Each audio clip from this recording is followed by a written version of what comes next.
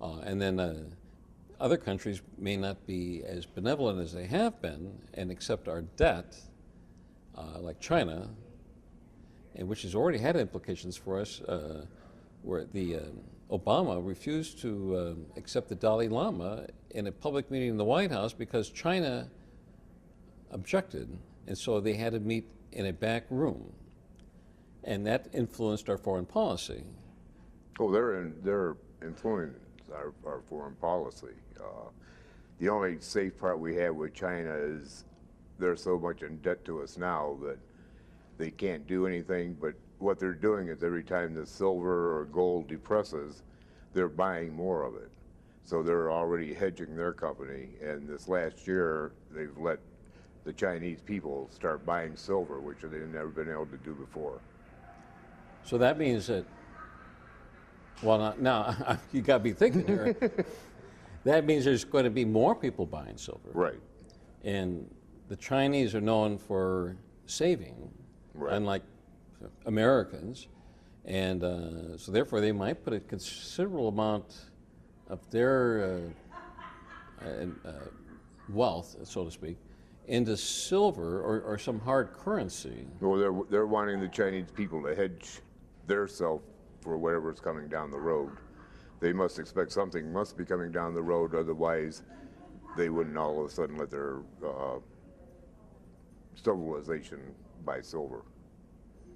That's interesting, because you don't think of the Chinese as being people that really care about their citizens. Right. You know, they simply care about, at least all we hear about is it seems like they only want to exploit. Right. And this does not sound like exploitation. No, well, it would cost them so much that they're trying to save themselves and their own economy, because if their dollar is debased so bad that silver's the only thing that's worth anything, they still have a value going in their economy, which they won't otherwise. Right. Now, what is is there any benefit to, I guess, people in buying like coins or whatever, like coins, pardon me, that are being sold by your company? Is there any advantage to that other than maybe as an inflation hedge or as a coupon? Well, it's based on sound money, which our Constitution was built on. But it's more for the inflation, and it's more to keep your community safe in case there is inflation. Your community has another system to run on. But how important is sound money? Very important to the way they're spending now.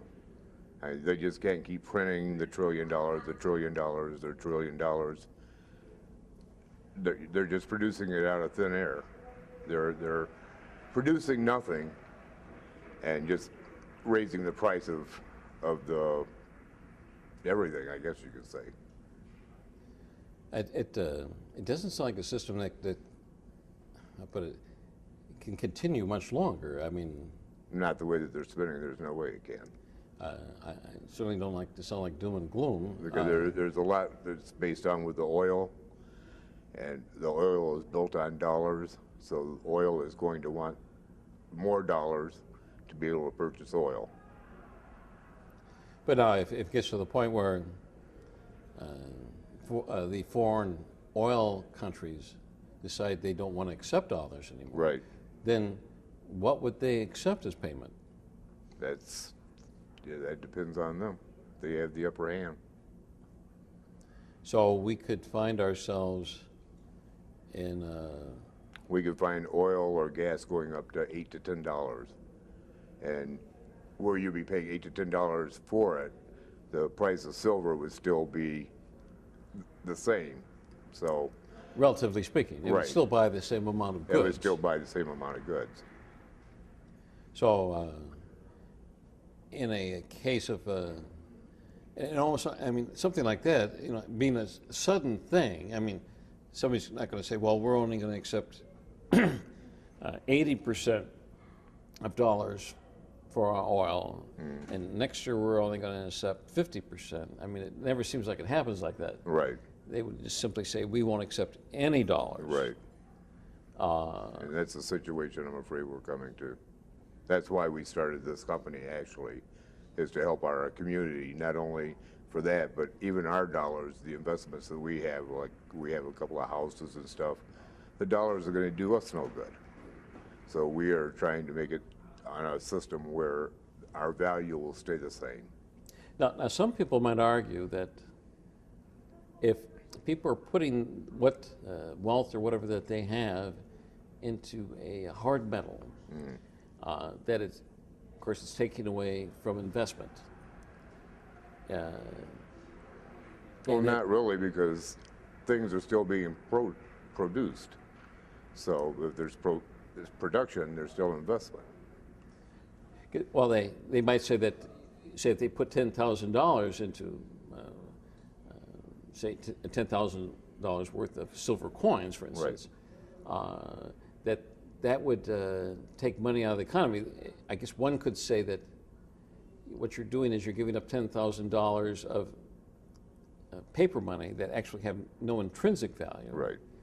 And you're putting in $10,000 that has actual value. But we're putting it in a situation that still is used in the community. You're But still then, purchasing products. It's just instead of using the dollar purchasing products, you're using silver purchasing okay, so products. the argument would be false then, because the coin or whatever isn't just used to sit there. Right, right. It's And not it's- just not an investment. It's being put through our system. And of course, you're encouraging people to utilize the merchants or whatever Right. that are signed Right. up. They have a unique clientele that likes to use silver, and they get a discount premium on top of what the value of the silver is, so it'll be used in their system. Now, this isn't. Now, some people might consider this, I guess maybe this survivalist type mode, but I mean, really, No, people have that's been fine with me. but people have been using actual coins. I mean, dollar coins From the and, times of the Romans. up until, well, FDR took away the gold. Right. That's where my wife's grandmother, she took all her $5 gold coins and made them into jewelry because they weren't taking jewelry. So all of the kids got $5 gold coins with jewelry settings. Almost be great if they kept it as coins, huh? Yeah. Well, no, they're still coins. Well, they are. Okay. Yeah, they're coins just with a surrounding of jewelry on the outside, a base to hold them on. Oh, wow. Okay. So it's valuable just how to put it, as a collector's item. Right. Plus, they wouldn't take jewelry, so they couldn't take their gold coins. Right. Did they actually take people's Yeah. gold? Now, did they give them anything back for it? I don't know, to tell you the truth. I'm quite sure they gave them something, but probably gave them dollars. But now, our country set the value of gold at, was it $35 an ounce for like decades? Right. Well, what the government sets it at and what the market sets it at are two different things. Right. So they wouldn't have gotten back a value based on the market. Right, they but wouldn't have got the market value, they would have got the government value. government value. And of course, that gold would have been sent to Fort Knox, and Right, and then supposedly been our currency reserve. right. But now that was, how does that benefit?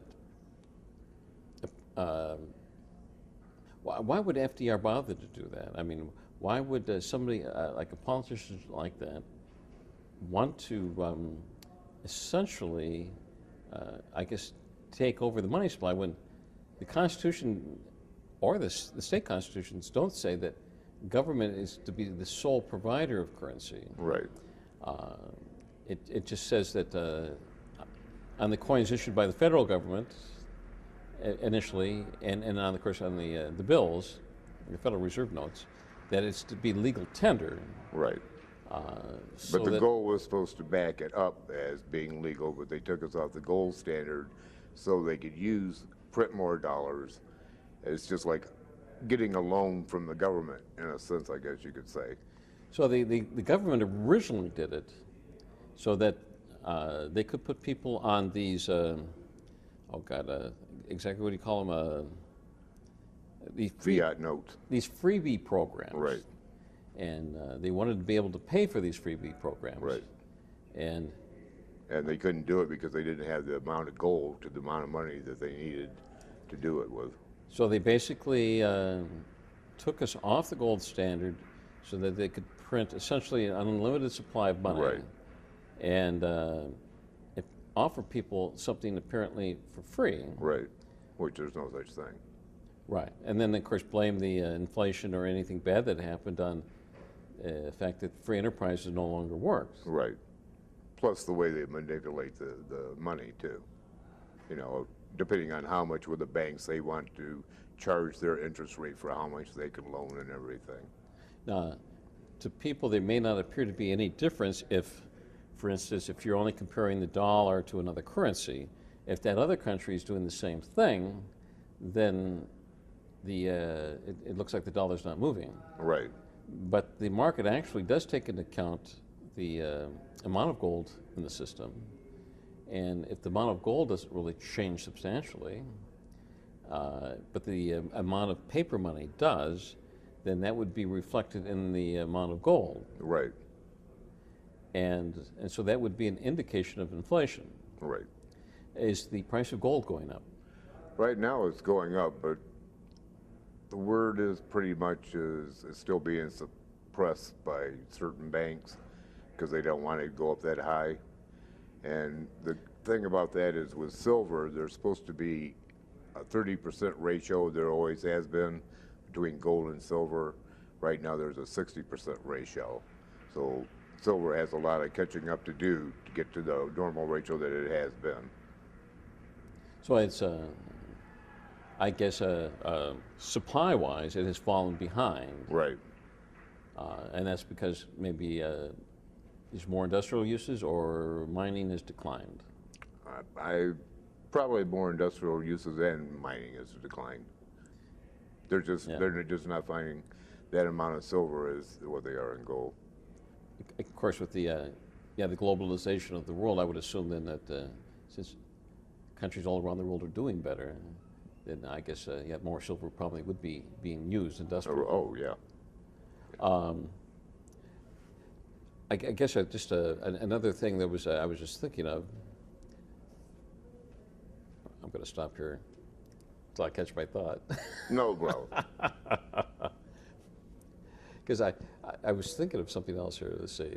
Well, it takes a while. It took me a while when we first did this with my wife being having a master's in all this, and she had to explain it to me 3 or 4 times before it finally sunk in on how we were doing everything. It's like just a reversal. Like I said, with $1, you pay so many dollars, and then you give them a paper coupon. It's just the same thing with silver. You give them so much silver, and they just give you the discount. You don't have to have the additional coupon. That is the coupon. I found my thought here. I was just reading recently that the Federal Reserve, and they didn't even hide this fact. I mean, it was just like it's part of They news. don't hide anything anymore. Well, They're it's pretty much just telling us they're screwing us. well, they tell us what they're doing, but we don't understand what it is that they're Right. doing, and then we don't even know how to put it. Maybe we should be able to, but I don't think they're trying to conceal it, and we certainly don't understand the implications of a lot of the things that they're doing. But one of the things they were doing, I understood, is that they were putting the gold supply, the country's gold supply, on the spot market.